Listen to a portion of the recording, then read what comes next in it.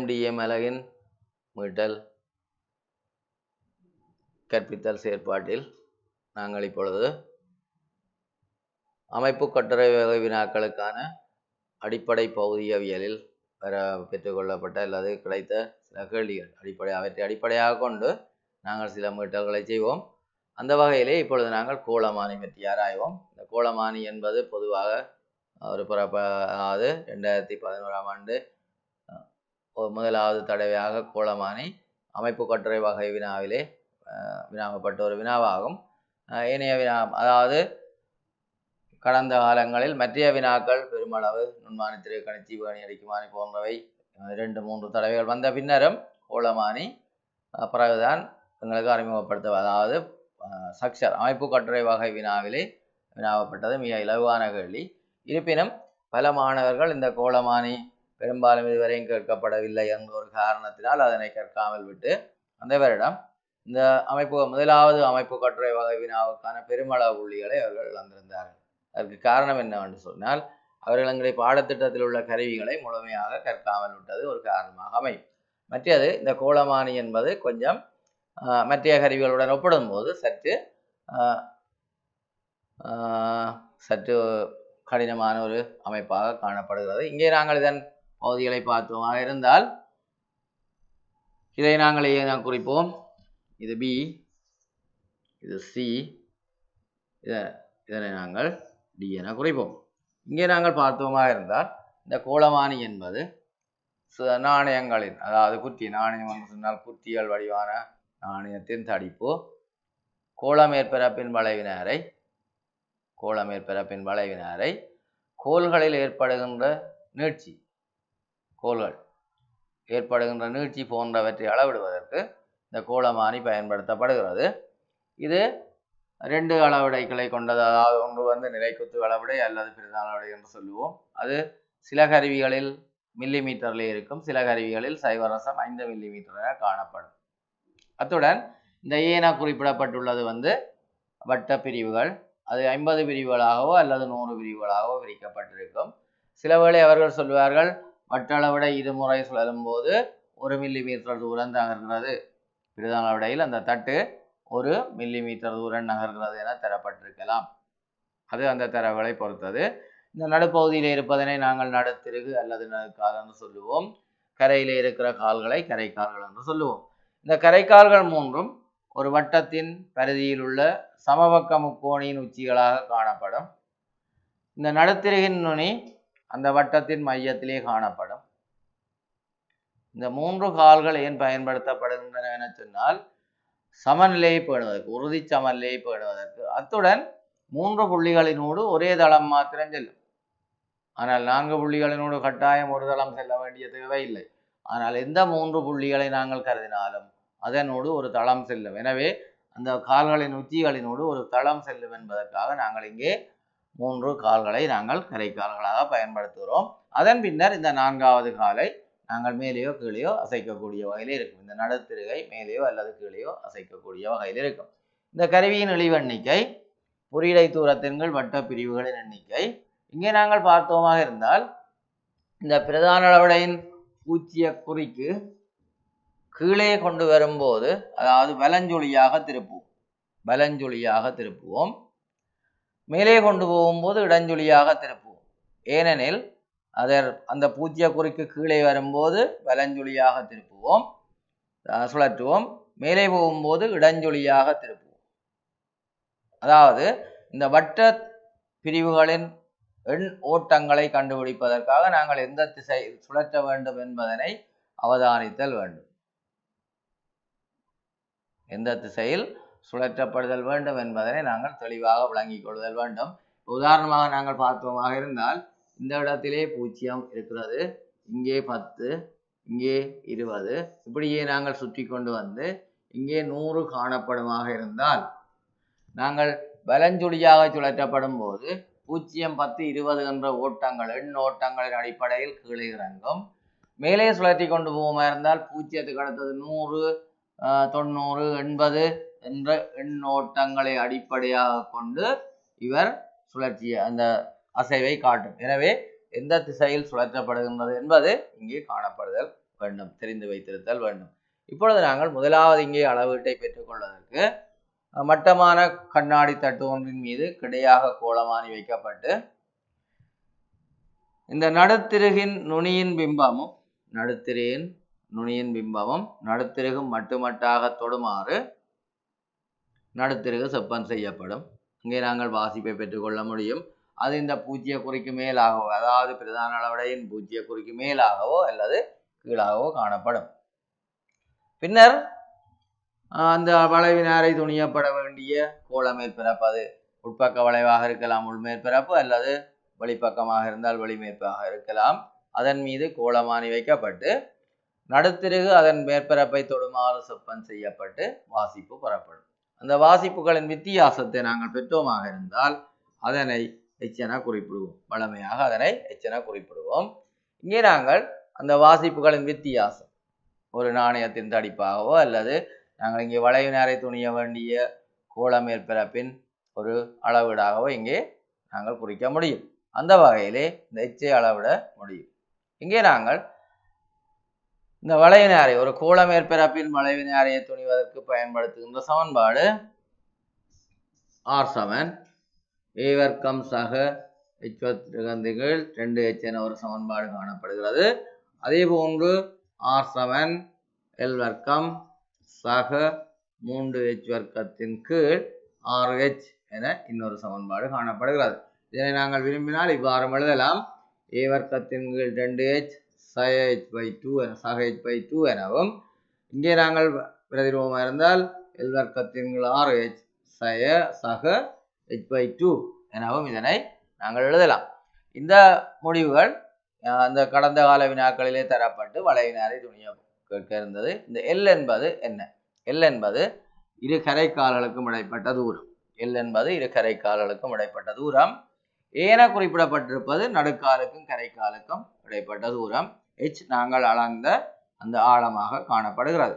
இங்கே பார்த்தோமாக இருந்தால் இந்த இரண்டாவது சமன்பாடு வளைவினாரையை துணிவதற்கு மிக பொருத்தமான சமன்பாடாக காணப்படுகிறது. ஏனெனில் இந்த கரைக்கால்கள் விரைப்பாக பொருத்தப்பட்டிருக்கும். எனவே அவற்றிலே ஒரு அசைவு இருக்காது, அசைவு ஒன்று காணப்பட மாட்டாது.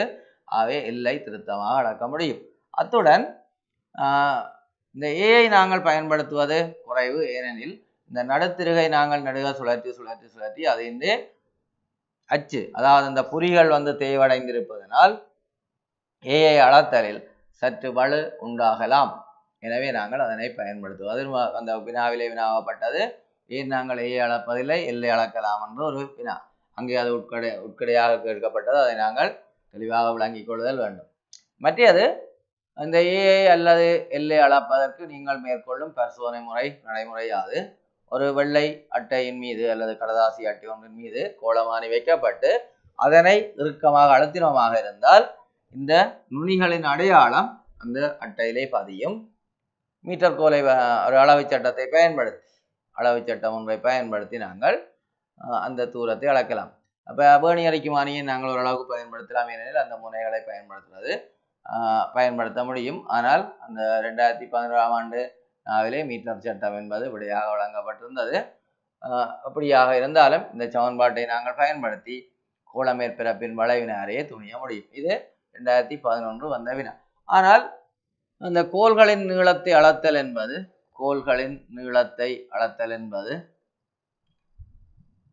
எவ்வாறு என நாங்கள் யோசிப்போமாக இருந்தால், இப்பொழுது இது வெப்பவியலிலே ஒரு பரிசோதனையாக வளமையாக வருவது. ஆனால் இப்பொழுது எங்களோட பாடத்திட்டத்திலிருந்து அது நீக்கப்பட்டிருந்தாலும் இதனை அடிப்படையாக கொண்டு, அதாவது கோளமானியை அடிப்படையாக கொண்டு இந்த வினாவை கேட்க முடியும். எவ்வாறுனா, ஒரு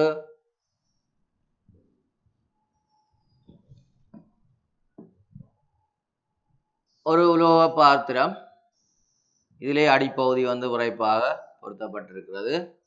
இங்கே நாங்கள் வெப்பத்தை செலுத்தக்கூடிய வகையிலே, அதாவது ஒரு அமைப்பு, இங்கே ஒரு எக்ஸ் என ஒரு அமைப்பு, இங்கே y என ஒரு அமைப்பு, இதிலே நாங்கள்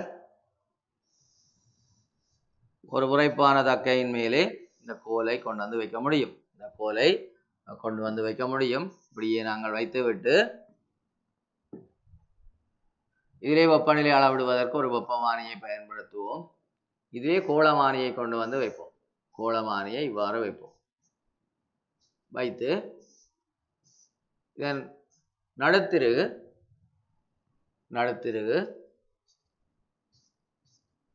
இந்த கோலின் மேற்பரப்பை மட்டுமட்டாக தொடுமாறு இந்த நடுத்திருகை ஜப்பான் செய்வோம். பின்னர் கோளமானியின் வாசிப்பை பெற்றுக்கொள்வோம். கோளமானியின் வாசிப்பு. அதே நேரம் இந்த வெப்பநிலையை நாங்கள் எடுத்துக்கொள்ளலாம். வெப்பமானி. பின்னர் கோளமானியை வெளியிலே அகற்றிவிட்டு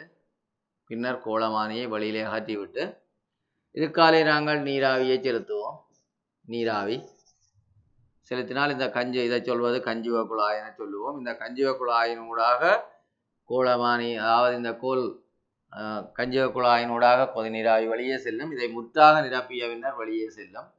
ஒரு குறிப்பிட்ட நேரத்தின் பின்னர் இவற்றின் வெப்பநிலை ஒன்றை நாங்கள் பெற்றுக்கொள்ள முடியும். பின்னர் கோளமானியை கொண்டு வந்து இதன் மேலே வைத்து திரும்பவும் கோளமானியின் நடுத்திருகு இந்த மேற்பரப்பை தொடுமாறு செப்பம் செய்யப்பட்டு திருப்பி நாங்கள் இந்த வாசிப்பை பெற்றுக்கொள்வோம். இந்த வாசிப்பிலிருந்து நீட்சியை திருத்தமாக பெற்றுக்கொள்ள முடியும். அத்துடன் இந்த கோலின் நீளத்தை நாங்கள் மீட்டர் கோலை பயன்படுத்தி அளக்கலாம். இங்கே நீள விரிவு குணத்துக்கான சமன்பாடு அல்பா சமன் E/L தீட்டா. இது வளமையாக எல்லா மாணவர்களுக்கும் தெரியும். பரீட்சை எழுத போன்ற மாணவர்களுக்கு E என்பது நீட்சி, L என்பது ஆரம்ப நீளம், தீட்டா என்பது வெப்பநிலை ஏற்றம். ஆகவே இந்த இவ்வாறான வினாக்களை ஏனெனில் கடந்த காலங்களில் தனி வினாவாக இல்லாமல் ஏதோ ஒரு பாடத்துடன் சேர்க்கப்பட்ட வினாக்கள், அதாவது முதலாவதோ அல்லது இனி ஒரு சக்சர் அமைப்பு கட்டுரை வகை வினாக்கள் ஒன்று கலந்து வரப்பட்டிருந்தது.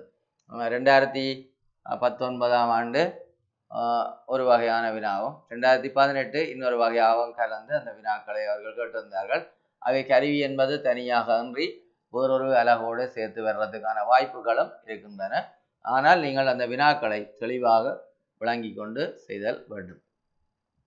அந்த வகையிலே நாங்கள் இன்னும் ஒரு வகையான வினாவை, அதாவது இன்னும் ஒரு கருவியை நாங்கள் பார்ப்போமாக இருந்தால், இது நகரன் நுணுக்கு காட்டி.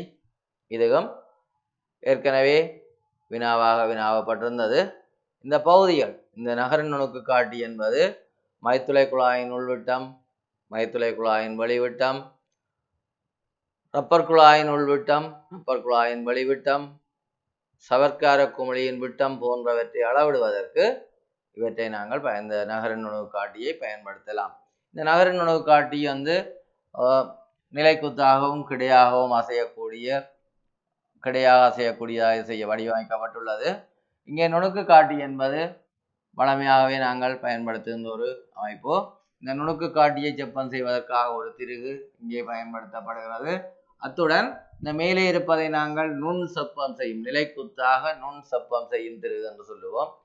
இது வேர்னியர் அளவிடை, இங்கே பிரதான அளவிடை காணப்படுகிறது. அதே போன்று இதிலேயும் வேர்னியர் அளவிடையும் பிரதான அளவிடையும் காணப்படும். இந்த திருகுகள் கிடையாக தளத்தை செப்பம் செய்கின்ற தளங்களாக இருக்கும். அது அடியிலே பொருத்தப்பட்டிருக்கும். அதே போன்று இது கிடையாக நுண் செப்பம் செய்யும் திருகுகள். அந்த நுண் செப்பம் செய்யும் திருகுகளை பயன்படுத்தும் போது அவற்றிற்கான இறுக்கி திருகுகள் காணப்படும். அந்த இறுக்கி திருகுகளை டைட் பண்ணிய பிறகு கூட்டிய பின்னரே நாங்கள் நுண் செப்பம் செய்யும் திருகுகளை பயன்படுத்துதல் வேண்டும். இங்கே நாங்கள் இந்த வலது பக்கத்திலே காட்டப்படுகின்ற இந்த அமைப்பு ஃபோக்கசிங் ஸ்க்ரூ என்று சொல்லுவோம், அதாவது குவியப்படுத்தும் திருகு என்று சொல்லுவோம். அத்துடன் இந்த தளத்தை மட்டப்படுத்துவதற்காக இங்கே ஒரு சிறிய நீர்மட்டம், ஒரு நீர் பவுல் ஒன்று காணப்படும். அது நீங்கள் அந்த கருவியை பார்ப்பீர்களாக இருந்தால் அதிலே தெளிவாக காட்டப்பட்டிருப்பதை அவதானிக்கலாம். இப்பொழுது அந்த கடந்த கால வினா ஒன்றிலே கூறப்பட்ட, அதாவது கீறுவதன் மூலம் பெறப்பட்ட ஒரு நகரன் நுணுக்கு காட்டி இங்கே தரப்பட்டுள்ளது. இந்த பகுதிகள் என்னத்துக்கு பயன்படுத்தப்படுகின்றன என அந்த வினாவிலே கேட்கப்பட்டிருந்தது. அதாவது இந்த பி என்பது அல்லது ஏ என்பது இங்கே குறிக்கப்பட்ட குறியீடுகள் எல்லாம் வினாவப்படவில்லை.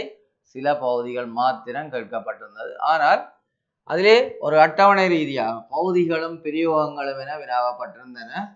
அதிலே 4 விடைகள், அதாவது 4 பகுதிகள் இங்கே குறிக்கப்பட்டிருந்தன. A, BCD என வைப்போம்.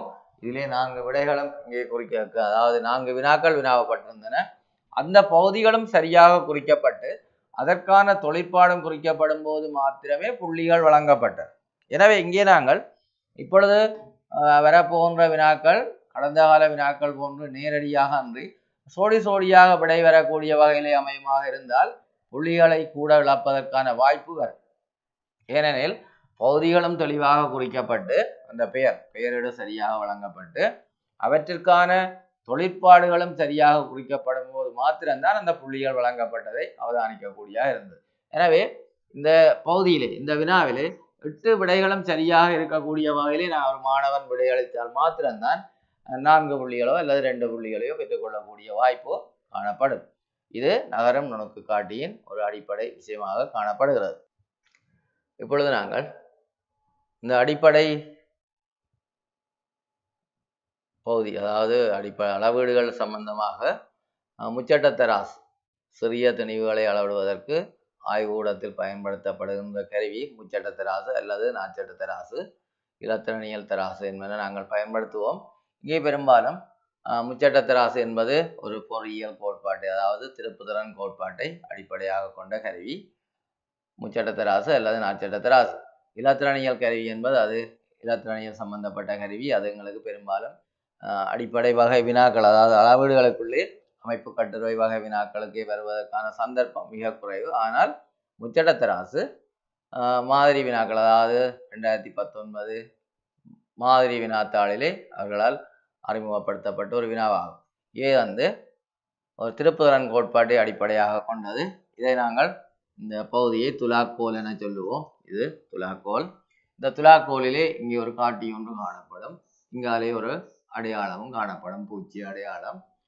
நாங்கள் ஒரு அளவீட்டை பெற்றுக்கொள்ளும் போது இந்த துலாக்கோலிலே உள்ள காட்டியும் இந்த பூச்சியை குறிக்கு நேரே வரக்கூடிய வகையிலே நாங்கள் இவரை செப்பம் செய்வோம். இதிலே பார்த்தோமாக இருந்தால் 3 சட்டங்கள் காணப்படுகின்றன. இந்த கீழே இருக்கிற சட்டம் 10 கிராம் வரை வளர்க்கக்கூடியது. அதிலே ஒவ்வொன்றும் ஒவ்வொரு கிராமாக பிரிக்கப்பட்டிருக்கும். பின்னர் அந்த ஒவ்வொரு கிராமும் சின்ன சின்ன தசமதானத்திலே, அதாவது 10ஆக பிரிக்கப்பட்டுள்ளன. எனவே இந்த கருவியின் இழிவெண்ணிக்கை 0.1 கிராமாக காணப்படுகிறது. 0.1 கிராம். மொத்தமாக இங்கே 10 கிராம். அந்த ஒவ்வொரு அடையாளமும் 10 கிராம், அதாவது 10 வரையும் பிரிக்கப்பட்டுள்ளது. அந்த பகுதி சிறிதாக இன்னும் 10ஆக பிரிக்கப்பட்டிருக்கிறபடியால் இங்கே இழிவெண்ணிக்கை, இந்த கருவியின் இழிவெண்ணிக்கை 0.1 கிராமாக காணப்படுகிறது. 0.1 கிராம். மற்றது இந்த பின்பகுதியிலே 3ஆவதாக இருக்கின்ற கோல் 100 கிராம் வரை வளர்க்கக்கூடியது. மேலே இருக்கிற கோல் 100 கிராம், இங்கே 10 கிராம். இந்த நடுக்கோல் 500 கிராம் என்ற அடையாளத்தை நாங்கள் இங்கே போட்டு வைத்திருக்கிறோம். இங்கே பார்த்தோமா இருந்தால் இவற்றுக்கு இடையிலே அளவீடுகள் காணப்பட மாட்டாது. 100, 0, 100, 200, 300, 500 வரையும் காணப்படும். மேலே 10, 20, 30, 100 வரையும் காணப்படும். இந்த துலாக்களிலே சிறிய V வடிவத்திலேயான வெட்டுகள் காணப்படுகின்றன. இந்த சுமைகள், இது P, இது Q, இது R என கொள்வோமாக இருந்தால், கீழே உள்ள சுமையை R என கொள்வோமாக இருந்தால் இந்த R ஐ நாங்கள் தொடர்ச்சியாக நகர்த்தலாம், அப்படியே அசைத்து கொண்டு செல்ல முடியும். ஆனால் P-ஐயும் Q-ஐயும் தொடர்ச்சியாக நகர்த்த முடியாது. ஏனெனில் அந்த வெட்டுகளுக்குள்ளே, அதாவது அந்த தவாளிப்புகளுக்குள்ளே ஒரு சத்தம், டொக்கண்ட ஒரு சத்தம் கேட்கும். அந்த சத்தம் கேட்கிற வரையும் சாடையாக நகர்த்தினோமாக இருந்தால் சரி. முதலாவது நாங்கள் இங்கே செய்ய வேண்டிய விஷயம், இந்த கருவியின் இழிவெண்ணிக்கையை துணிதல் வேண்டும். மற்றது இந்த தராசை நாங்கள் ஒரு கிடையான மேசை மீது வைத்தல் வேண்டும். இந்த தட்டின் மீது எந்த ஒரு பொருளும் இல்லாமல் இந்த காட்டி அந்த பூச்சியை குறிக்கு நேரே இருக்கக்கூடிய வகையில் இங்காலே பின்னுக்கு ஒரு செப்பம் செய்யும் திருகு W காணப்படும். அந்த செப்பம் செய்யும் திருகை நாங்கள் அசைப்பதன் மூலம் அந்த பூச்சியை குறியும் காட்டியும் நேரே வரக்கூடிய வகையில் செப்பம் செய்ய வேண்டும். அப்போது இந்த PQR என்பன இந்த பூச்சியங்களிலே நிறுத்தல் வேண்டும். இந்த 3ஐயும் கொண்டிருக்க, அதாவது R-க்குரிய பூச்சியம், Q-க்குரிய பூச்சியம், P-க்குரிய பூச்சி அடையாளத்திலே நிற்கக்கூடிய வகையில் செப்பம் செய்து போட்டு நாங்கள் இந்த W-ஐ செப்பம் செய்வதன் மூலம் 2 பூச்சிய குறிகளையும் ஒரே மட்டத்துக்கு கொண்டு வர முடியும். பின்னர் இந்த தட்டின் மீது பொருள் வைக்கப்பட்டு முதலிலே நாங்கள் அண்ணளவாக ஒரு பெரிய தட்ட ஒரு நிறைய ஒன்றை அசைத்து பார்ப்போம். துலாக்கோல் மேலும் கீழும் அசையும். பின்னர் பொருத்தமான வகையிலே இந்த PQ என்பவற்றை செப்பம் செய்தல் வேண்டும். இறுதியாக ஆரை செப்பம் செய்து, அதாவது இது நாங்கள் மைனோட்டாக, அதாவது நுட்பமாக வரையுமே செப்பம் செய்து சரியாக அந்த காட்டியும் பூச்சிய குறியும் இருக்கக்கூடிய வகையிலே செப்பம் செய்து பின்னர் வாசிப்புகளை நாங்கள் பெற்றுக்கொள்ளலாம்.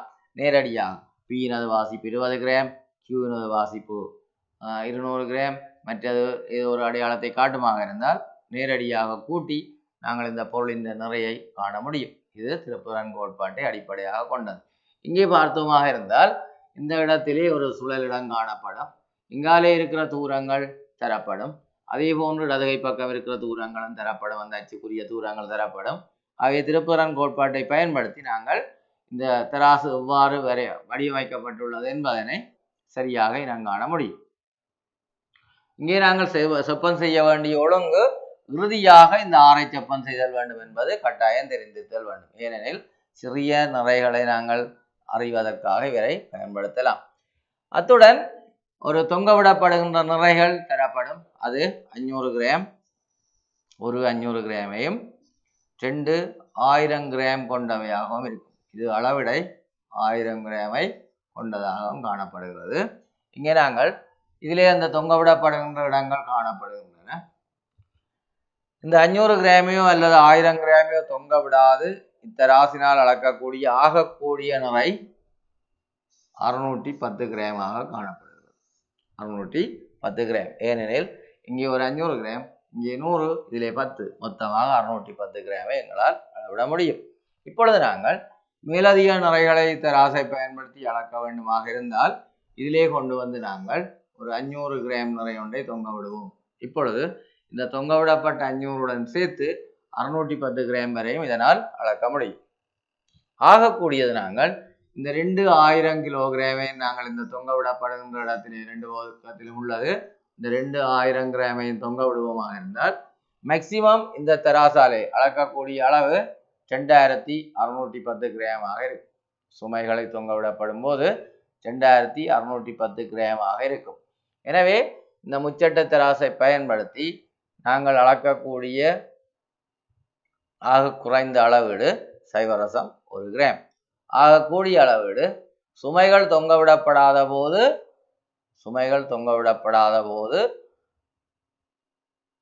610 கிராமாகவும், அந்த 1000 கிராமுக்குரிய நிறைகள் தொங்கவிடப்படும் போது, ரெண்டும் தொங்கவிடப்படும் போது 2610 கிராமாகவும் காணப்படும்.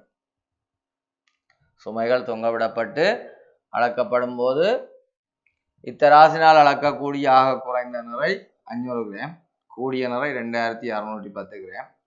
சுமைகள் இல்லாத போது அளக்கக்கூடிய நிறை ஆக குறைந்த பூஜ்ஜியத்திலிருந்து நாங்கள் 2610, அதாவது 0.1 கிராமிலிருந்து 610 கிராம் வரையும் அளவிட முடியும். இது திருப்புறன் கோட்பாட்டை அடிப்படையாக கொண்டது. இங்கே நாங்கள் பார்த்தோமாக இருந்தால் இந்த துலாக்கோல் என்பது மேலங்கீழும் அலைவை ஏற்படுத்தும். அந்த அலைவை கட்டுப்படுத்துவதற்காக இந்த வெளி உரை இருக்கிறது. இந்த உரையிலே, அதாவது அது மெட்டல் உலோகத்தாடு, அதுக்குள்ளே சிறிய காந்தம் ஏதாவது வைக்கப்பட்டிருக்கும், காந்தம் வைக்கப்பட்டிருக்கும். ஏனெனில் இவருடைய அலைவை கட்டுப்படுத்துவதற்காக. அதே போன்று இந்த தராசு தட்டின் மீது எங்கு நாங்கள் நிறைய வைத்தாலும் அது இந்த அச்சின் வழி, இதற்குள்ளாலே செல்கின்ற அச்சின் வழியே தொழிற்படக்கூடிய வகையில் இது வடிவமைக்கப்பட்டுள்ளது. எனவே ஆய்வுக்கூடத்தில் சிறிய திணிவுகளை அளவிடுவதற்கு பயன்படுத்தக்கூடிய கருவி முச்சட்ட தராசு. இங்கே நாங்கள் பார்த்தோமாக இருந்தால் இந்த தொங்கவிடப்படுகின்ற நிறைகள் இங்கே காட்டப்பட்டுள்ளன. ஒரு நிறை ஒன்றை அளவிடுபடும் போது வலப்பக்கமாக அசைத்து அந்த காட்டியும் பூச்சிய குறியும் ஒரே கிடைமட்டத்தில் இருக்கக்கூடிய வகையில் செப்பம் செய்தல் வேண்டும். அத்துடன் இதே போன்று இதே அடிப்படை கோட்பாட்டை பயன்படுத்தி நாட்சட்ட தராசு வடிவமைக்கப்பட்டுள்ளது. இந்த வினாவும் எதிர்காலத்தில் வரக்கூடிய ஒரு வாய்ப்பு உள்ளது. எனில் கடந்த காலங்களிலே, அதாவது அந்த மாதிரி வினாத்தாட்களிலே இவை அமைக்கப்பட்டுள்ளன. எனவே இவற்றை நாங்கள் தெளிவாக அறிந்து வைத்துக் கொள்ளுதல் வேண்டும். இவை அளவிடும் கருவிகள் சார்பாக வரக்கூடிய அமைப்பு கட்டுரை வகை வினாக்களாக அமையும்.